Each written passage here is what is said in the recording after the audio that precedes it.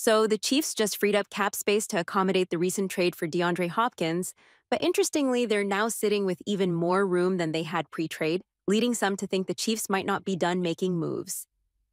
In this video, we'll dig into that possibility and preview the upcoming AFC West showdown between the Chiefs and the Raiders.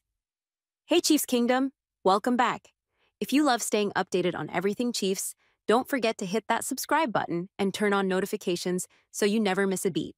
Today, we're breaking down some big roster moves and previewing the upcoming battle with the Raiders. All right, kicking things off, this morning, the Chiefs restructured part of Jawan Taylor's contract, converting salary into a signing bonus. That move freed up $5.3 million in cap space, just enough to cover DeAndre Hopkins' salary and give the team some flexibility for the rest of the season. And maybe, just maybe, it could set up one more move before the trade deadline. More on that in a minute. With this restructure, $2.65 million of Taylor's salary gets pushed to 2025 and 2026, freeing up an additional $2.11 million on top of the $3.2 million needed for D-Hop's salary. This adjustment actually moves the Chiefs from roughly $4 million in cap space before the trade to close to $6 million now. Shout out to Chris Clark from Chiefs Corner for breaking that down. Follow him on Twitter if you haven't. He's a great resource. This added cap space has some folks speculating that another move could be on the horizon. Even Pat McAfee mentioned on his show that the Chiefs might not be done. Others like James Palmer have hinted at the same idea. Now, I'd be surprised if they go for another receiver, but you can't rule it out. They might also consider bringing in a cornerback, given Jalen Watson's injury. On the D-line, Mike Dana has a knee injury, but Amenahu's expected back soon, so we'll see how serious that need is. Then, of course, there's always the possibility of additional help at left tackle. However, Brett Veach and company value draft capital for keeping the roster young and cost-effective, so a trade might not be in the cards. But how about a free agent acquisition? Arrowhead Live recently tweeted a list of available free agents that could be valuable to the Chiefs. I'm not going to break down each one, but these players include some of the top remaining talent at cornerback, left tackle, and wide receiver. The Chiefs might inquire about some of these names, especially with injuries affecting multiple position groups. Now, for left tackle, Donovan Smith makes the most sense. But if the Chiefs really wanted him, you'd think they'd have brought him in weeks ago. Maybe it's a case of both sides not reaching a deal on price. Xavier Howard could be a good addition on the field, but his legal issues might make the Chiefs pause. Hunter Renfrow, a solid slot receiver, is another intriguing option, and I'm honestly surprised he's still a free agent this late in the season. Anyway, do you think the Chiefs are gearing up for another move, whether by trade or free agency? Let me know your thoughts in the comments and tell me who you think it could be. Now, let's get into this divisional matchup between the Chiefs and the Raiders. So, here's the setup. The Chiefs head to Vegas this weekend to face the 2-5 Raiders, who sit at the bottom of the AFC West. They're on a 3-game losing streak, and their offense is in shambles. Not every player is struggling, but overall, it's just not clicking.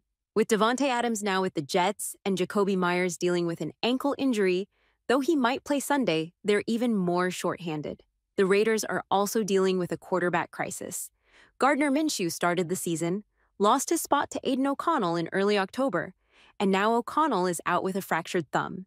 So Minshew returned last week, only to throw 3 interceptions and lose a fumble, ending with a QBR of 11.6. And it wasn't even a top defense that stopped them. The Rams' defense, which ranks 23rd in points allowed and 26th in rushing yards allowed, held the Raiders to 15 points from 5 field goals. Yikes. Vegas currently ranks 25th in scoring, averaging just 17.7 points per game, while the Chiefs' defense is holding opponents to 17.2 points per game, ranking 5th in the NFL. So yeah, Raiders, good luck going from the Rams' defense to this elite Chiefs' defense. Here's a stat for you. Spagnuolo and company have gone 27 games without allowing more than 27 points, dating back to Super Bowl 57 against the Eagles. This consistency is why I struggle to see how the Raiders' offense will make much impact against the Chiefs' elite D. They might even bench Minshew for Desmond Ridder, who they just signed. The Raiders' O-line is one of the worst in run blocking, while the Chiefs' defense allows only 3.3 yards per carry. Last week, Alexander Mattison put up nearly 100 yards against the Rams, but I doubt he comes close to that against Kansas City. Then there's Chris Jones, CEO of Sack Nation, matched up against a Raiders interior that struggles against dominant pass rushers like Jones and Turk Wharton. Jones, already drawing double teams, is the highest-ranked DT in the league. And Wharton, he's got the second highest win percentage on the team, only behind Jones. With Spags blitzing at the seventh highest rate, I think the Raiders are outmatched here.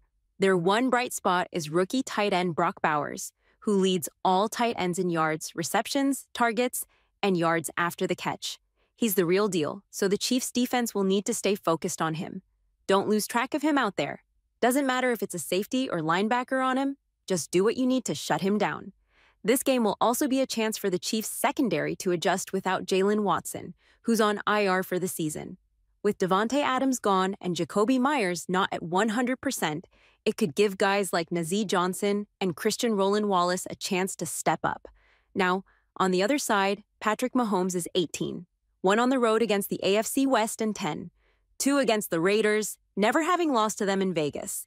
And yeah, the Raiders did win last Christmas in a weird game where back-to-back turnovers turned into defensive touchdowns. But Vegas's offense only managed 6 points, with no completions past the first quarter. Let's be real. If the Raiders need 2 defensive touchdowns to win, that's not a sustainable game plan. And the Chiefs have used that loss as a wake-up call, winning 12 straight games since. Then there's this funny bit. One of the Raiders' rookies taunted Mahomes with a Kermit the Frog puppet at training camp. Mahomes' response? "It'll get handled when it gets handled. Well, this week is Handle It week, so let's go."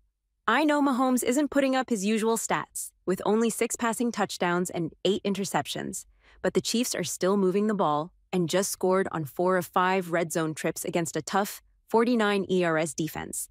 With Clyde Edwards-Helaire potentially active, I think they need to feed Kareem Hunt.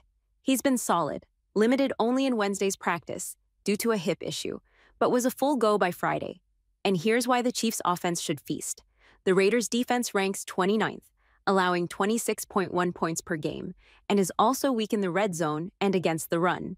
The Raiders' pass defense is better, ranking 8th and allowing 180.1 passing yards per game. Meanwhile, the Chiefs have adapted their passing game despite injuries, and with DeAndre Hopkins joining, they have a potential new weapon.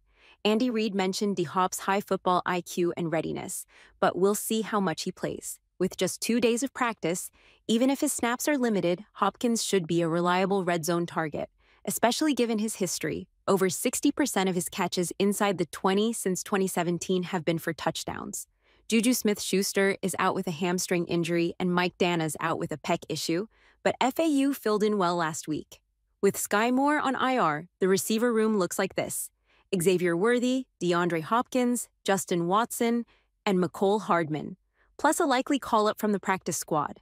Andy Reid hinted at bringing up someone, possibly Justin Ross, or maybe even Nico Remigio, Montrell Washington, or Cornell Powell. And don't forget, Mahomes still has Travis Kelce, who's been a major factor in recent games.